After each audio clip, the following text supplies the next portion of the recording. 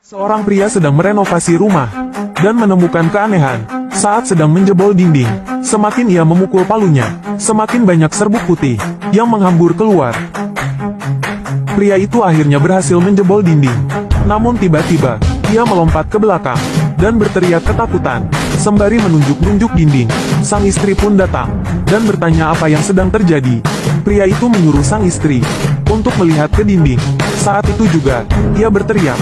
Rupanya, pasangan ini baru saja pindah ke rumah yang baru mereka beli, namun malah menemukan mumi yang terkubur di balik dinding. Mereka pun segera menelepon polisi. Polisi pun tiba dengan membawa anjing pelacak, namun anjing itu bertingkah aneh. Anjing itu berlarian ke sana dan kemari, dan mengendus seluruh bagian rumah, dan berpikir bahwa tak ada mumi lain.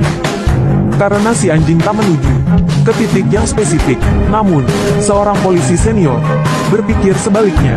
Ia berpendapat jika ada dua kemungkinan, antara tak ada mumi lain, atau malah banyak mumi lain yang tersebar di seluruh penjuru rumah. Rumah itu pun akhirnya dibongkar. Dan benar saja, baik di balik dinding, maupun di bawah tanah, ditemukan banyak sekali mumi. Temuan ini jelas sangat mengerikan, dan dapat disimpulkan sebagai kasus pembunuhan berantai. Ditemukan banyak pernak-pernik wanita, yang diletakkan di sebuah kotak, dan ditemukan terkubur di samping salah satu mumi. Polisi pun saling berdiskusi, dan membuat teori-teori untuk mengungkap kasus. Para polisi ini pun menghampiri seorang forensik yang sedang meneliti para mumi itu.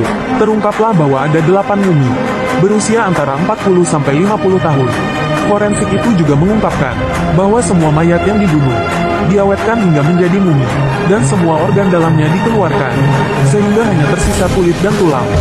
Setelah mayatnya mengering, barulah si pembunuh menguburnya. Polisi pun mulai mencari tahu siapa saja yang kira-kira berpotensi tersangka. Mereka memutuskan untuk menelusuri siapa pemilik pertama rumah tersebut, dan menemukan fakta bahwa sang pemilik rumah telah meninggal. Namun sang istri masih hidup, dan saat ini dirawat di rumah sakit jiwa. Mereka pun mengunjungi istri pemilik rumah, namun wanita tua itu menolak berbicara. Petugas rumah sakit jiwa khawatir, dan langsung membawa wanita tua itu ke dalam.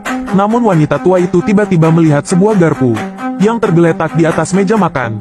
Mendadak, ia langsung meraihnya, dan secara cepat menusukkan garpu itu ke lehernya sendiri.